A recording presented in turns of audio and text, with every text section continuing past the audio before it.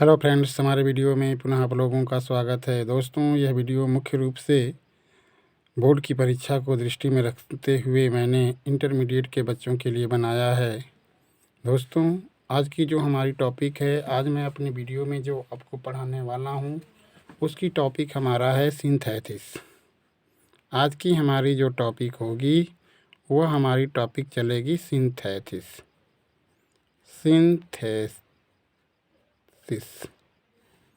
दोस्तों, ये इंटरमीडिएट के बच्चों के बोर्ड के पेपर में आता है। इस सिंथेसिस का हिंदी अर्थ होता है जोड़ना। ये बोर्ड की परीक्षा में लगभग 2 नंबर का क्वेश्चन आता है।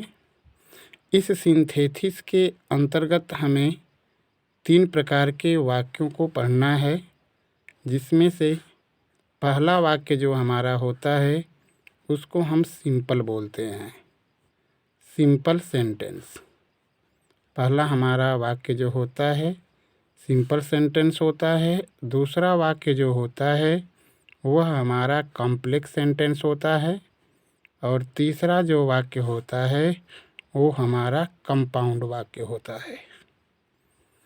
सिंथेसिस के अंतर्गत यही हमको 3 सेंटेंसों के बारे में पढ़ना है। दोस्तों, पहला जो हमारा वाक्य होता है जिसको हम सिंपल सेंटेंस के नाम से जानते हैं, उसकी हिंदी होती है साधारण वाक्य।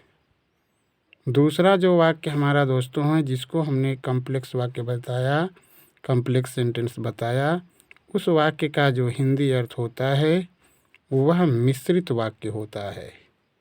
और यह जो कंपाउंड सेंटेंस है उसका हिंदी अर्थ जो होता है वह संयुक्त वाक्य होता है।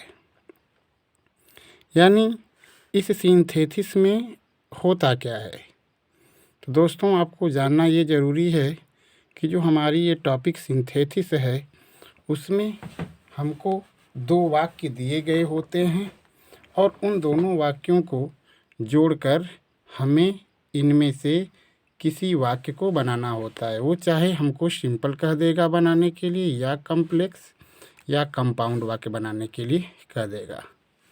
तो दोस्तों, सबसे पहले हम चर्चा करेंगे आपके लिए सिंपल सेंटेंस की। तो आइए दोस्तों, सबसे पहले हम आपको बतला दें कि सिंपल सेंटेंस क्या होता है। सिंपल सेंटेंस सिंपल सेंटेंस दोस्तों वह वाक्य होता है जिस वाक्य में एक कर्ता होता है, एक कर्ता हो, और एक जो होती है वो फिनिट वर्ब होती है।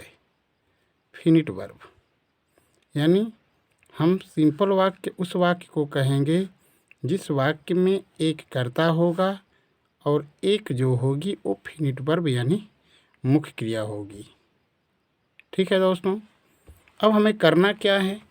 जब हमको सिंथेसिस करने के लिए दिया गया होगा तो उसमें हमें करना ये होता है कि 2 सिंपल वाक्यों को जोड़कर या 2 से अधिक सिंपल वाक्यों को जोड़कर इसमें से किसी भी एक वाक्य को बनाने के लिए आपसे कहेगा।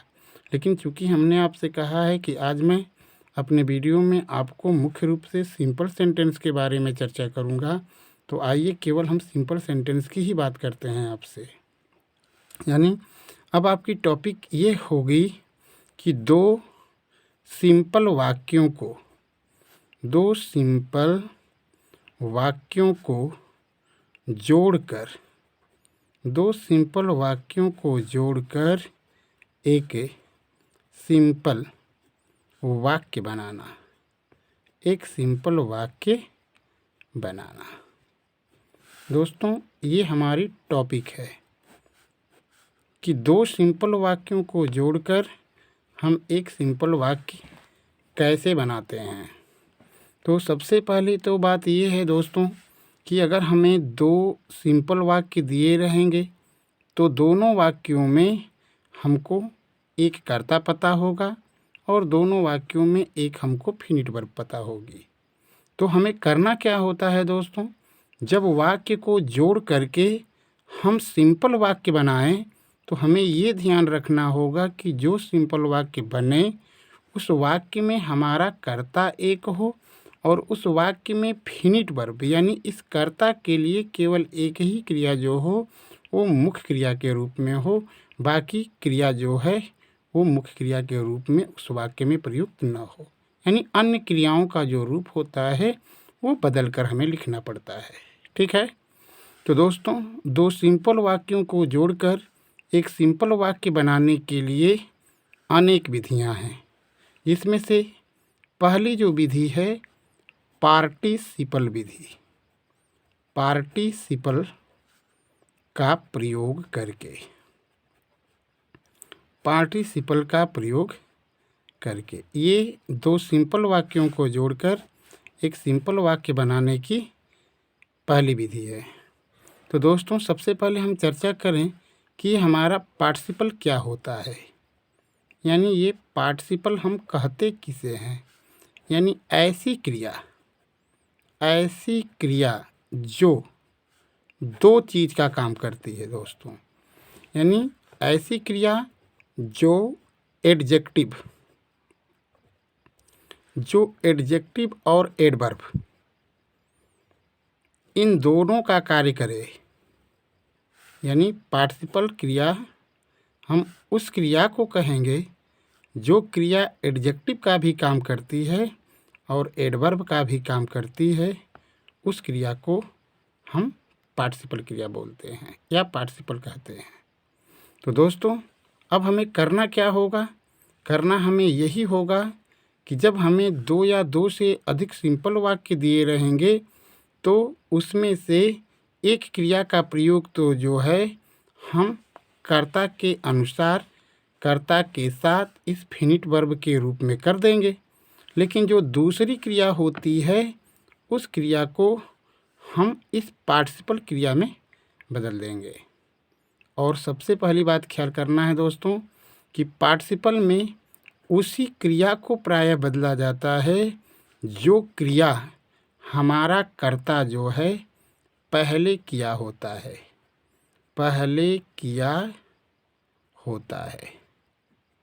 ध्यान देना है कि पार्टिसिपल में हम उसी क्रिया को बदलते हैं जिस क्रिया को हमारा जो कर्ता होता है, कर्ता ने पहले किया होता है, वही क्रिया हमें पार्टिसिपल में बदलनी होगी। ठीक है, तो आपको इस बात को ध्यान रखना है। अब प्रश्न आता है कि यह जो पार्टिसिपल होता है दोस्तों, यह पार्टिसिपल भी तीन प्रकार का होता है। पार्टिसिपल तीन प्रकार का होता है। पहला जो पार्टिसिपल होता है, ये पार्टिसिपल तीन प्रकार के होते हैं, तीन प्रकार के होते हैं। पार्टिसिपल तीन प्रकार का होता है, जिसमें पहला जो पार्टिसिपल है वह प्रेजेंट पार्टिसिपल है, प्रेजेंट पार्टिसिपल है। यह जो प्रेजेंट पार्टिसिपल होता है वह किसी भी वर्ब के पहले रूप में आईएनजी जोड़कर बनाया जाता है। दूसरा जो हमारा पार्टिसिपल है दोस्तों, वो हमारा है पास्ट पार्टिसिपल। यह जो पार्टिसिपल होता है प्रायः वर्ब का तीसरा रूप होता है। और तीसरा जो पार्टिसिपल हमारा है वो हमारा है परफेक्ट पार्टिसिपल, परफेक्ट पार्टिसिपल। यह जो होता है दोस्तों प्रायः हैविंग और plus V3, having plus V3 या आफ्टर और प्लस V1 में ING जोड़कर बनाया जाता है। यानी ये पार्टिसिपल तीन हैं, प्रेजेंट, पास्ट और परफेक्ट, जिसके लिए अलग अलग स्थितियां बनेंगी दोस्तों। जैसा कि हमने बता दिया कि प्रेजेंट पार्टिसिपल जो होता है V1 में ING जोड़कर बनाया जाता है। पास्ट पार्टिसिपल जो होता है वर्ब का तीसरा रूप होता है। और परफेक्ट पार्टिसिपल जो होता है वह हैविंग प्लस V3 या आफ्टर प्लस V1 में ING जोड़कर बनता है। ठीक है दोस्तों, अब उसके हम आगे बढ़ते हैं कि प्रेजेंट पार्टिसिपल का प्रयोग हम कब करेंगे। ठीक है, ये प्रेजेंट पार्टिसिपल, तो सबसे पहले अब आपको ये जानना है कि प्रेजेंट पार्टिसिपल के द्वारा हम वाक्य को कब जोड़ते हैं। तो दोस्तों इस बात को आपको ध्यान रखना है, ये बात आपको अपने दिमाग में रखनी है। सबसे पहली हम विधि प्रयोग करने जा रहे हैं जिसका नाम है present participle. Present participle, present participle का प्रयोग। ठीक है, प्रेजेंट पार्टिसिपल का प्रयोग करके हम दो सिंपल वाक्यों को जोड़कर एक सिंपल वाक्य बनाने का काम करेंगे। लेकिन यह प्रयोग जो है किस तरीके से किया जाता है उसको मैं आपको बतलाऊंगा। तो सबसे पहले ये ज़रूरी है कि प्रेजेंट पार्टिसिपल का प्रयोग आपको तभी करना होगा जब आपको ये पता हो कि दोनों वाक्यों के कर्ता, दोनों वाक्यों के कर्ता प्रायः एक हों। पहली बात, ये प्रेजेंट पार्टिसिपल के लिए शर्त। और दोनों वाक्यों की मुख्य क्रियाएं, दोनों वाक्यों की मुख्य क्रियाएं क्या हों, अलग अलग हों। अगर ये दो शर्तें अगर वाक्य में हमें दिखाई दे दी कि दोनों वाक्यों का हमारा कर्ता एक है और दोनों वाक्य की मुख्य क्रियाएं जो हैं अलग अलग हैं, हमें समझ लेना है कि उस वाक्य का सिंथेसिस जो होगा, यानी वो दोनों वाक्य प्रेजेंट पार्टिसिपल द्वारा आपस में मिल करके बनेंगे। मतलब कि दोनों वाक्य जो हैं वो प्रेजेंट पार्टिसिपल के द्वारा आपस में जुट करके एक सिंपल सेंटेंस बनाएंगे जब ये दोनों शर्तें पूरा रहेंगी। ठीक है दोस्तों, तो आइए अब शुरुआत करते हैं प्रेजेंट पार्टिसिपल के प्रयोग द्वारा वाक्यों को सिंथेसिस करके एक सिंपल वाक्य बनाना। इसमें कंडीशन नंबर 1 बनती है दोस्तों, यदि कर्ता दो कार्य एक साथ करे। ये हमारी पहली शर्त है। अगर हम देखेंगे ये दोनों शर्तों के बाद हमें ये देखना है कि यदि हमारा कर्ता दो कार्य एक साथ करता है तो उन दोनों वाक्यों को प्रेजेंट पार्टिसिपल द्वारा जोड़ करके हम बना देंगे एक सिंपल सेंटेंस। जैसे लेते हैं, जैसे एग्जांपल लेते हैं कि ही वेंट आउट, और दूसरा वाक्य इसके साथ हमने लिख लिया कि ही वाज स्माइलिंग। ये दोस्तों, ये ही वाज स्माइलिंग और ही वेंट आउट, ये दो वाक्य हैं। इन दोनों वाक्यों को हमें सिंथेसिस करके एक सिंपल वाक्य बनाना है। तो क्या ये दोनों वाक्य जो हैं प्रेजेंट पार्टिसिपल द्वारा जुटेंगे? तो अगर प्रेजेंट पार्टिसिपल द्वारा जुट रहे हैं तो पहले इन दोनों शर्तों को देखें। दोनों वाक्यों के कर्ता प्रायः एक होने चाहिए। तो he went out, he was smiling, दोनों वाक्य का कर्ता हमारा एक है और दोनों वाक्यों की मुख्य क्रियाएं अलग अलग हों। इसमें आई हुई मुख्य क्रिया वेंट है और इसमें मुख्य क्रिया हमारा स्माइल है। ठीक है, तो यानी ये दोनों वाक्य देखने से ऐसे प्रतीत हो रहे हैं कि नहीं, ये प्रेजेंट पार्टिसिपल द्वारा जुटेंगे। अब हमने आपको ये बता रखा है कि पार्टिसिपल में हम किस क्रिया को बदलते हैं। तो यहाँ पर आपको हमने नोट कराया है कि कर्ता ने जो कार्य पहले किया होता है, ठीक है ना, तो कन्फर्म है कि he went out, he was smiling, यानी बाहर जाने से पहले ये कार्य ऑलरेडी कर रहा है वो व्यक्ति, यानी यही क्रिया हमारी पार्टिसिपल है। जबकि ये ऑलरेडी पार्टिसिपल यानी प्रेजेंट पार्टिसिपल के रूप में है। इसका सिंथेसिस आप करेंगे तो सीधे लिख दीजिएंगे आप कि ही वेंट आउट और यही क्रिया हमारी प्रेजेंट पार्टिसिपल की है, हम लिख देंगे स्माइलिंग। इस तरीके से यह वाक्य सिंथेसिस में बन गया। जैसे आगे कह दिया जाएगा राधा केम, और कह दिया जाएगा सी वाज वीपिंग। राधा आई, वह रो रही थी। इसमें भी देखें दोस्तों, राधा और सी दोनों एक सब्जेक्ट, इसमें केम और इसमें वीपिंग है, और ये जबकि प्रेजेंट पार्टिसिपल के रूप में ऑलरेडी है। तो इसका जब हम सिंथेसिस करेंगे तो कुछ करना नहीं होता है। अगर प्रेजेंट पार्टिसिपल वाली क्रिया हमको दिखाई दे तो बस उसको ला करके इस वाक्य में हमें ऐड कर देना होता है, यानी राधा केम और वीपिंग। ये शर्त नंबर पहली थी दोस्तों। दूसरी शर्त आपके सामने आएगी जब हमारा कर्ता जो होगा, दूसरी शर्त का बनता है शर्त हमारा कि यदि कर्ता एक कार्य के तुरंत बाद दूसरा कार्य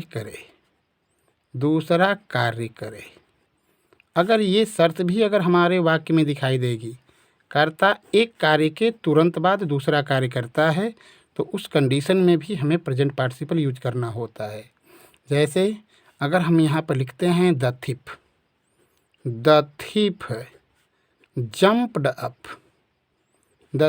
जंप्ड अप, और दूसरा वाक्य इसके साथ ले लिया गया ही रैन अवे।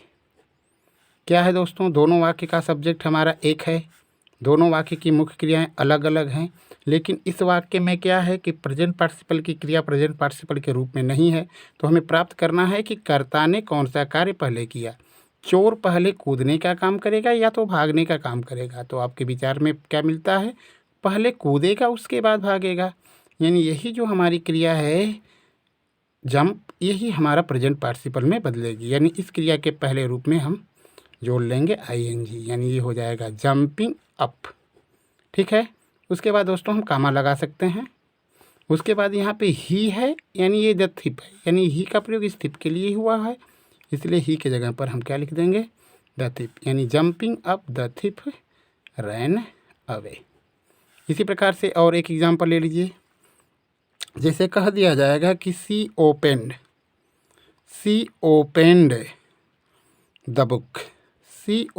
द बुक, और दूसरा वाक्य है सी बीगैन टू रीड। देखिए, वह पुस्तक खोली, वह पढ़ना शुरू की। ठीक है, अभी दोनों वाक्य का कर्ता हमको सेम ही दिख रहा है, तो पहले आप अंदाज लगाएं कि कौन सी क्रिया को कर्ता ने पहले किया होगा। क्या पढ़ने का काम पहले किया होगा या पुस्तक को खोलने का काम किया होगा, यानी पुस्तक को खोलने का काम किया होगा। इसलिए इसी क्रिया को हमें प्रेजेंट पार्टिसिपल में बदल देना होगा, यानी ओपनिंग द बुक, कामा लगा देंगे और सी हो जाएगा बीगैन टू रीड हो जाएगा। ठीक है दोस्तों, इसमें एक तीसरी कंडीशन बनती है जब कर्ता द्वारा एक कार्य किसी दूसरे कार्य के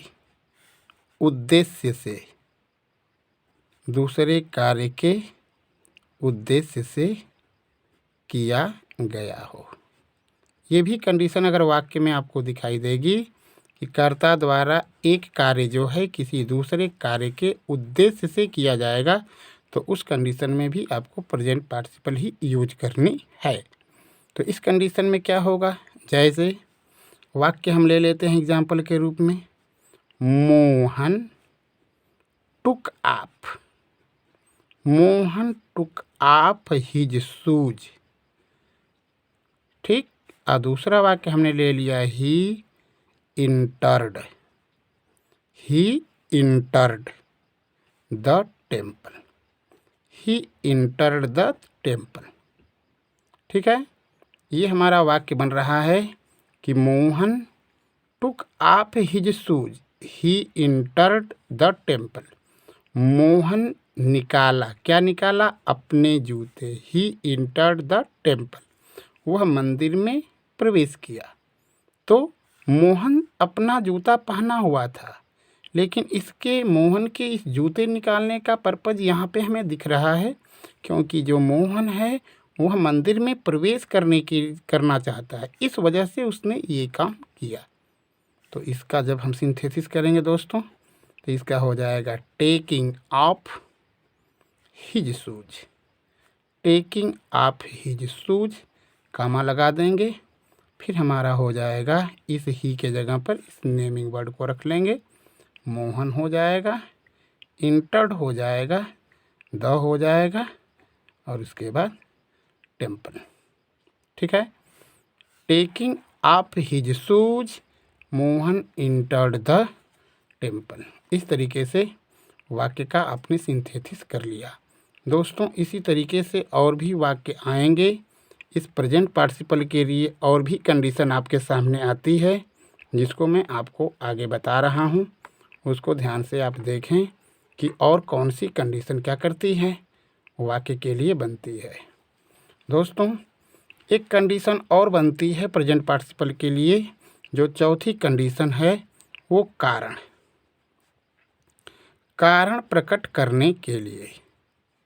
कारण प्रकट करने के लिए अगर वाक्य में कारण भी प्रकट करना होगा तो आपको प्रेजेंट पार्टिसिपल की ही मदद क्या करनी है, लेनी है।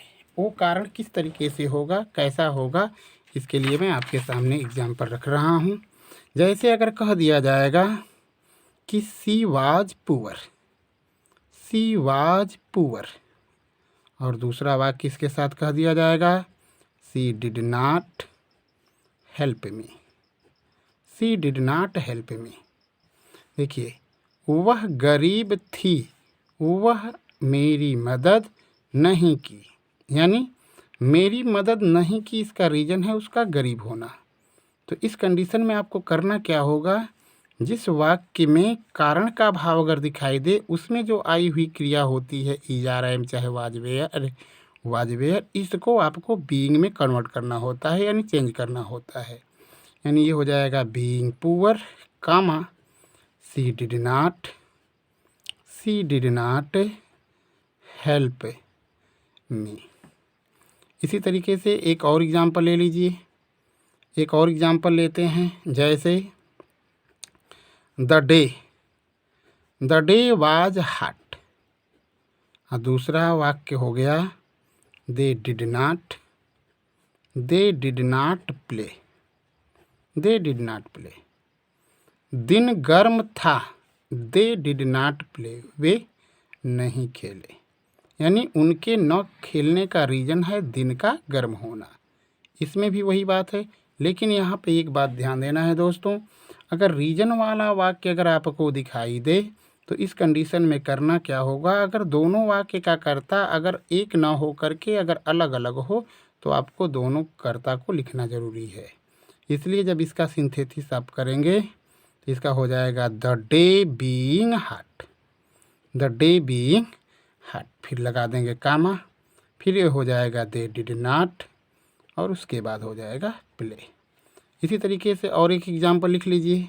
जैसे कह दिया जाएगा the lion was hungry, he killed a deer. शेर भूखा था, द लायन वाज हंग्री माने भूखा, शेर भूखा था, ही किल्ड ए डियर, उसने एक हिरण को मारा। शेर ने हिरण को क्यों मारा, क्योंकि भूखा था। इस कारण से यह वाक्य जो है प्रेजेंट पार्टिसिपल के माध्यम से बनेगा, लेकिन दोनों वाक्य का कर्ता एक है, इसलिए इस वाज को हम किस में बदल लेंगे, बीइंग में बदल लेंगे। यानी इसका सिंथेसिस होगा बीइंग हंग्री, कामा लगा देंगे। इसी का प्रयोग लायन के लिए हुआ है, द लिख देंगे, फिर लायन हो जाएगा, उसके बाद किल्ड हो जाएगा, उसके बाद ए हो जाएगा, फिर क्या हो जाएगा दोस्तों, डियर हो जाएगा। धन्यवाद दोस्तों, मैं अगले वीडियो में पुनः इस स्टेप को आगे लेकर के बढ़ूँगा। तब तक के लिए धन्यवाद।